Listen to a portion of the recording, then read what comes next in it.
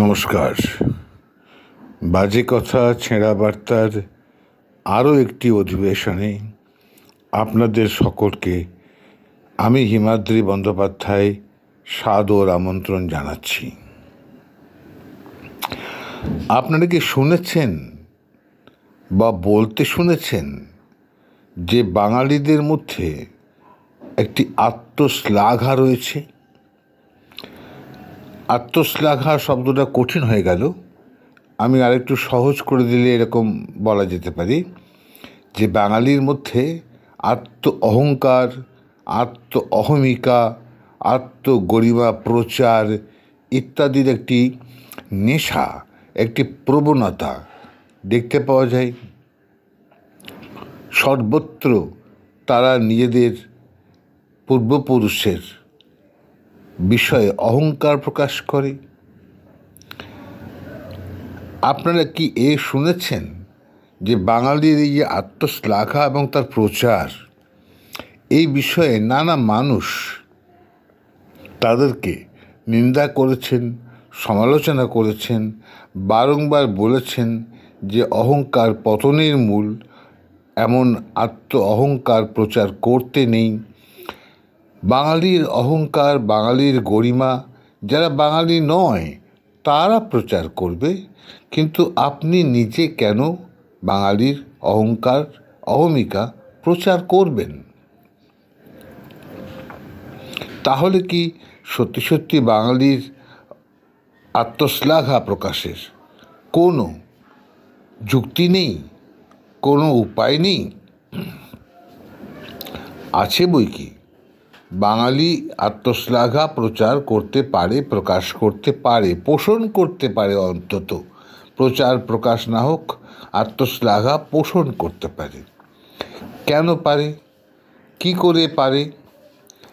কয়েকটি উদাহরণ দিলে অনেক স্পষ্ট হবে যে ভারতবর্ষ একটি দেশ যেখানে অনেক প্রদেশ রয়েছে, রাজ্য রয়েছে, তাদের নানা ভাষা, তাদের নানা সংস্কৃতি, নানা বিষয়, কিন্তু ভারতবর্ষ তথা জাতীয় গরিমার জন্য বাঙালির যে অবদান তা অনস্বীকার্য। ধরুন, 1 নম্বর যদি বলা যায়, ভারতবর্ষের যে জাতীয় সঙ্গীত জনগণ মন অধিনায়ক জয় হে, এক বাঙালির লেখা, তিনি রবীন্দ্রনাথ ঠাকুর। বাঙালির যে জাতীয় মন্ত্র বন্দে মাতরম, তাও একটি বাঙালির লেখা থেকে বেরিয়েছে। তার বিখ্যাত উপন্যাস আনন্দ মঠে এই বন্দে মাতরম ধ্বনি শোনা গেছে। আজও পর্যন্ত যে বাংলার প্রশাসনে বা সামরিক জায়গায় একটি স্লোগানকে বলা হয়, বারবার করে রিপিট করা হয়, তাকে বলা হয় জয় হিন্দ। এই জয় হিন্দ এই শব্দটি যিনি উদ্গাতা ছিলেন তিনি নেতাজি সুভাষচন্দ্র বসু, তিনিও এক বাঙালি ছিলেন। ফলে সন্দেহ নেই বাঙালির আত্মশ্লাঘা পোষণ করবার যথেষ্ট যুক্তি রয়েছে। এমনকি শুধু এই ক্ষেত্রে নয়, বুদ্ধিবৃত্তির ক্ষেত্রে নয়, অন্যান্য ক্ষেত্রেও বাঙালির ক্ষমতা, বাঙালির শক্তি বারবার ক্রীড়া ক্ষেত্রে দেখা যায়। ফুটবলে গোষ্ঠপাল বিখ্যাত,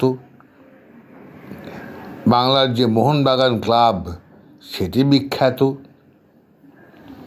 এমনকি বিদেশের সাথে তারা ফুটবল খেলে IFA শিল্ড জয়লাভ করেছিল। সুতরাং বাঙালির সত্যি সত্যি বহু ক্ষমতা, বহু প্রতিভা রয়েছে। আমরা আগেও আলোচনা করেছি, আবারও আলোচনা করতে পারি যে বাংলা থেকে যতগুলো পত্রপত্রিকা, সাহিত্য কাব্যের পত্রপত্রিকা প্রকাশিত হয়, বাণিজ্যিক ও অবাণিজ্যিক বা লিটল ম্যাগাজিনস, এত সংখ্যক পত্রপত্রিকা অন্য কোনো প্রদেশে নেই। এত সংখ্যক কবি বাংলায় রয়েছে আজও পর্যন্ত, এত সংখ্যক কাহিনী লেখক বাংলায় রয়েছে আজও পর্যন্ত, যা অন্য কোনো প্রদেশে পাওয়া যায় না। তারা হয়তো অর্থনৈতিক দিক থেকে অনেক অগ্রণী, অনেক সমৃদ্ধ, অনেক ধনী, কিন্তু বাংলা তারা অর্থনীতি নিয়েই শুধু তাদের কাল যাপন করেনি, তারা সংস্কৃতি এবং কৃষ্টির কথা ভেবেছে, যার ওপরে আজও ভারতীয় সভ্যতা দাঁড়িয়ে আছে বলে বলা হয়। ফলে আত্মশ্লাঘা পোষণ তো করা যেতেই পারে, সেটা তো আর অন্যায় হবে না, অন্যায় আবদার হবে না, অযৌক্তিক হবে না, তাৎপর্যহীন হবে না, নিশ্চয়ই আত্মশ্লাঘা প্রকাশ করতে পারে। স্বাধীনতা যুদ্ধের সময় যারা প্রাণ দিয়েছিল, যারা যুদ্ধ করেছিল, যদি তাদের সংখ্যা বলা যায়, তাহলেও সেখানে বাঙালির নাম সর্বাগ্রে উচ্চারিত হবে। কারণ যত সংখ্যক বাঙালি স্বাধীনতার জন্য ঝাঁপিয়ে পড়েছিল, স্বাধীনতা আন্দোলনকে নেতৃত্ব দিয়েছিল, তত সংখ্যক অন্য প্রদেশের মানুষ তো ছিল না। একদম জ্বলন্ত দৃষ্টান্ত আছে। সুতরাং ইতিহাস পর্যালোচনা করলে আমরা দেখতে পাই যে বাঙালি সত্যি একটি গরিমামণ্ডিত রাজ্য, গরিমামণ্ডিত প্রদেশ। বাংলার ঐতিহ্য সংস্কৃতি বহু সমৃদ্ধ। কিন্তু এতৎসত্ত্বেও আমরা আগেও উল্লেখ করেছি যে একজন বাঙালি যিনি এখন বাংলায় বা ভারতবর্ষে বসবাস করেন না, অক্সফোর্ড ইউনিভার্সিটি তাকে সাদরে তাদের অর্থে খরচ করে তাকে রক্ষা করেন তাদের দেশে, তিনি নীরদচন্দ্র চৌধুরী, বিখ্যাত বুদ্ধিজীবী এবং লেখক। তার লেখা একটি গ্রন্থই আছে, আত্মঘাতী বাঙালি। ফলে বাংলার যে ঐতিহ্য, বাংলার যে ক্ষমতা, বাংলার মানুষের যে প্রতিভা, সেই প্রতিভা মনে রেখে পরবর্তীকালে উত্তরপুরুষ অর্থাৎ আমরা বা আমাদের পিতৃপুরুষ সেই ঐতিহ্যকে, সেই মূল্যকে আমরা ধরে রাখতে পারিনি, আমরা নষ্ট করে ফেলেছি। আমরা আত্মবিস্মৃত জাতি।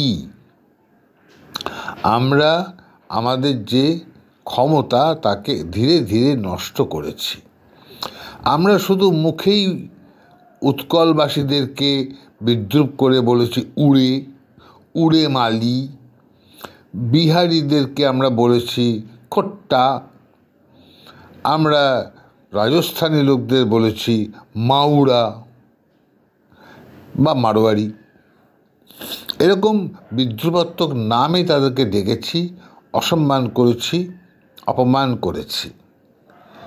ফলে বাঙালিকে অন্য কোনো প্রদেশ, ভারতবর্ষের মতো একটি দেশে অন্য কোনো প্রদেশ পছন্দ করে না। কারণ তাদের মধ্যে যে সুপিরিয়রিটি কমপ্লেক্স অর্থাৎ অতিরিক্ত আত্মশ্লাঘা প্রচার, এটি তারা পছন্দ করেনি। তাই দেখা গেছে আমাদের ইতিহাসে একসময় অসম, তারা বাঙালি খেদাও আন্দোলন করেছিল, মানে অসম থেকে বাঙালিকে তাড়িয়ে দাও। কারণ যাই হোক, বিহারি তাড়িয়ে দাও আন্দোলন করেনি, বাঙালি খেদাও। বিহারে বলা হয়েছে বাংলাকে তাড়িয়ে দাও, উড়িষ্যায় বলা হয়েছে, অন্যান্য প্রদেশে বলা হয়েছে। কারণ বাঙালিরা তাদের প্রাচীন আত্মশ্লাঘার যে মাধ্যম, যে উপায়, যে আধার, তাকে কেন্দ্র করে অন্যান্য প্রদেশের মানুষকে অপমান করেছে, অবমাননা করেছে। এটা তো একেবারেই উচিত নয়, কারণ বলাই হয় অহংকার পতনের মূল।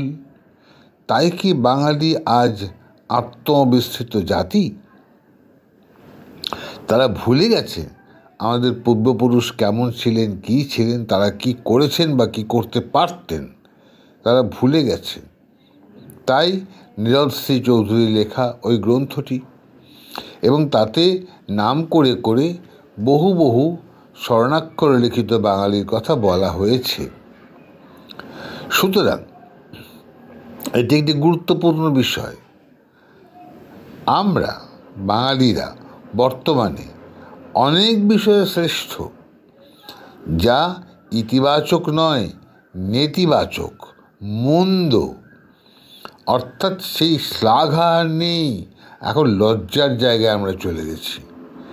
কেন এমনটা উল্লেখ করছি? এই বাংলায় নির্বাচনের সময়, রাজনৈতিক নির্বাচনের সময় যে হিংসা হয়, যে হত্যাকাণ্ড হয়, যে রক্তপাত হয়, যে অশান্তিকর নির্বাচন হয়, ভারতবর্ষের অন্য কোনো প্রদেশে এমনটি হয় না।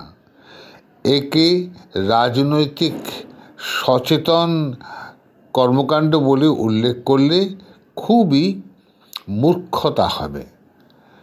এটি একটি বাঙালির ধ্বংসাত্মক মানসিকতার একটি প্রকাশ। অন্যান্য প্রদেশে শান্তিপূর্ণভাবে নির্বাচন হচ্ছে, প্রচারের ঘনঘটা নেই, হত্যাকাণ্ড নেই, কোথাও বোমাবাজি নেই, গোলাগুলি নেই। শুধু পশ্চিম বাংলায় এমনটি। একে যদি আত্মবিস্মৃত বাঙালি জাতির কর্মকাণ্ড না বলি, তার কাকে বলবো? কাকে এ কথা বলবো? আমরা ভুলে গেছি আমরা কি ছিলাম, আমরা আজ কি হয়েছি।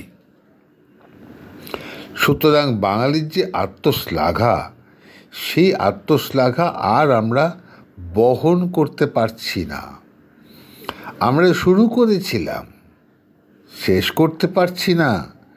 অন্যান্য প্রদেশ অনেক অনেক বিষয়ে অনেক অনেক দূর অগ্রসর হয়ে যাচ্ছে। তারা জগৎ সভায়, অন্তত ভারতবর্ষের জাতীয় সভায় অনেক উচ্চাসন নিয়ে নিচ্ছে, বাংলায় হচ্ছে না। বাংলার চিকিৎসাবিদ্যা বিখ্যাত ছিল এক সময় সুশ্রুত চরকের আমলে। আজ বাংলার চিকিৎসা একেবারে অন্ধকারাচ্ছন্ন। আমাদের শারীরিক কোনো অসুস্থতা হলে আমরা আজ বাংলার হাসপাতালে ভর্তি হই না, আমরা চলে যাই দক্ষিণ ভারতে। সেখানে নানা স্থানে ছড়িয়ে আছে নানা হাসপাতাল, যেখানে অল্প খরচে একেবারে প্রতারণাহীন চিকিৎসা হয় এবং মানুষ আরোগ্য লাভ করে ঘরে ফিরে আসে। এটা তো বাংলার লজ্জা। এই বাংলায় যা হাসপাতাল ব্যবস্থা আছে, চিকিৎসা ব্যবস্থা আছে, তাতে তো অন্য প্রদেশে যাওয়ার কোনো প্রয়োজন ছিল না। কিন্তু আমরা নিজে হাতে সব বিনষ্ট করে দিচ্ছি। একে একে আমাদের শিক্ষা ব্যবস্থাকে বিনষ্ট করে ফেলছি ধীরে ধীরে, আমাদের স্বাস্থ্যকে বিনষ্ট করে ফেলছি ধীরে ধীরে। আমরা একটা অদ্ভুত জাতিতে আজকে পরিণত হয়েছি। অদ্ভুত এক জাতি, যারা কেবলমাত্র ব্যক্তি স্বার্থ, হীন স্বার্থ, এই সমস্ত নিয়ে ব্যতিব্যস্ত। জাতির কথা ভাববার, বাংলার কথা ভাববার, বাঙালির কথা ভাববার তাদের কোনো দায়, দায়িত্ব, দায়বদ্ধতা কিচ্ছু নেই। যেন এক আত্মবিস্মৃত জাতি। তাই তারা অপরকে বিদ্রূপ করে, নিন্দা করে শান্তি পায়, কারণ তার নিজের বলবার মতো তার নিজের কোনো গরিমার মাধ্যম নেই, তার কোনো ক্ষমতা নেই, তার নিজের কোনো শক্তি নেই। সে পুরনো দিনের কথা বলে, আর নিজেরা ধীরে ধীরে অন্ধকার জগতের দিকে, একটা ব্ল্যাক হোলের দিকে ছুটে চলেছে। অচিরেই কেন বলছি, আজকে বাংলার যে অর্থনৈতিক পরিস্থিতি, তা এত দ্রুত নিম্নমুখী যে অন্য যে কোনো প্রদেশ আমাদের থেকে এগিয়ে। বাংলায় কোনো বড় ভারী শিল্প নেই, বাংলায় কোনো বড় মাপের চিকিৎসক নেই, তারা সমস্ত বিদেশ চলে গিয়েছে। বাংলার ছেলেমেয়েরা পড়াশুনো করে দেশে থাকতে চায় না, তারা চলে যায় বিদেশে, সেখানে এক আরামদায়ক জীবনযাপন করে। বাংলায় যুব সমাজের শিক্ষা আছে, চাকরি নেই, উপার্জন নেই, ফলে তাদের মধ্যে সমাজ বিরোধিতা বাসা বাঁধছে। ধীরে ধীরে বাংলা সেই একটি ব্ল্যাক হোল, সেই ব্ল্যাক হোলের মধ্যে চলে যাচ্ছে। ওই যে অহংকার পতনের মূল। শুধু অহংকার নিয়ে বেঁচে থাকলে নিজের উৎকর্ষ সাধন করা হয় না, নিজেকে উৎকৃষ্ট করতে হয়। আমার বাবা যে যে বিষয়ে দক্ষ ছিলেন, পারদর্শী ছিলেন, আমাকে তা অনুসরণ করতে হয়, আমাকে আরও উৎকর্ষের পথে হাঁটতে হয়। সেইটুকু ধরে আমাকে বসে থাকলে চলে না, তাহলে নিজের যাবতীয় ক্ষমতা, নিজের সক্ষমতা আমরা বিনষ্ট করে ফেলছি। সুতরাং বাঙালির আত্মশ্লাঘা আজ একটি বায়বীয় বস্তু হয়ে উঠেছে। এটি একটি ফানুস, ছেড়ে দিলে গ্যাস তাকে আকাশে নিয়ে চলে যায়, তার কোনো অস্তিত্ব আর থাকে না। ভারতবর্ষের কোনো দেশ তাকে সম্মান করে না, পৃথিবীর দেশ তাকে সম্মান করে না। অন্য কোনো প্রদেশে আমাদের পশ্চিমবাংলার মানুষ গেলে তারা বিদ্রূপ করে বলে বাংলা থেকে এসেছে, ওরা অসৎ, ওরা ভীষণভাবে চুরি চামারি করে। এই আমাদের আজ বদনাম হয়ে গিয়েছে, আমাদের ললাটের লিখন হয়ে গেছে এইটি। এবং এর জন্য কেউ দায়ী নয়, ভবিতব্য দায়ী নয়, নিয়তি দায়ী নয়, ভাগ্য দায়ী নয়, এসব কিছুই দায়ী নয়। দায়ী আমরা, নিজে হাতে আমরা মৃত্যুবরণ করছি ধীরে ধীরে। বাঙালি জাতি ডুবছে, আত্মবিস্মৃত হতে হতে ধীরে ধীরে তারা ডুবে যাচ্ছে অতল তলে। একসময় তাদের কথা আর কেউ বলবে না, কেউ স্বামী বিবেকানন্দের নাম বলবে না, কেউ রবীন্দ্রনাথ ঠাকুর, শরৎচন্দ্র চট্টোপাধ্যায়, বঙ্কিমচন্দ্র চট্টোপাধ্যায়, বিভূতিভূষণ বন্দ্যোপাধ্যায়ের নাম বলবে না, কেউ এখানকার কবি, নাট্যকার কোনো প্রতিভার কথা উল্লেখ করবে না। ও সমস্ত এক সময় ছিল বলা হবে, একটা সময় ছিল, হয়তো সেটি স্বর্ণযুগ ছিল, আজ স্বর্ণযুগ নয়, সেই যুগের অবসান ঘটে গেছে। এই যুগাবসানে আমরা আজ অন্ধকারে পতিত। এর কারণ বোধহয় আত্মশ্লাঘা প্রচার। এই প্রচারটি অত্যন্ত ক্ষতিকর। আত্মশ্লাঘা মনে মনে পোষণ করা ভালো, এবং তাকে আরও শ্রীবৃদ্ধি সাধন করতে হতো।